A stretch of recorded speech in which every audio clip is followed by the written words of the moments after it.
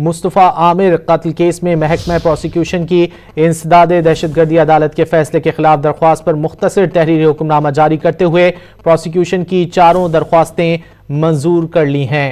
Sindh high court ने मुस्तफ़ा आमिर कत्ल case में महकमा प्रोसिक्यूशन की इंसदाद दहशतगर्दी अदालत के फैसले के खिलाफ दरख्वास्त पर मुख्तसर तहरीरी हुक्मनामा जारी करते हुए प्रोसिक्यूशन की चारों दरख्वास्तें मंजूर कर ली हैं। तफसीलात जानेंगे डॉन न्यूज़ के नुमाइंदे शफी बलोच से। शफी, क्या तफसीलात हैं आपके पास?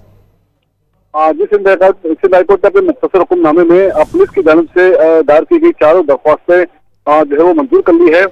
चूंकि मुलजिम अरमगान के खिलाफ जो है वो 4 मुख्तलिफ नोयत के मुकदमा दर्ज थे, तो पुलिस की जानिब से इन तमाम मुकदमात में मुलजिम के जिस्मानी रिमांड के लिए अलग अलग दरख्वास्तें दायर की गई थी, जो कि अदालत ने तरफेन के दलाल सुनने के बाद अब से कुछ देर कबल जो है वो दरख्वास्तें मंजूर कर ली है।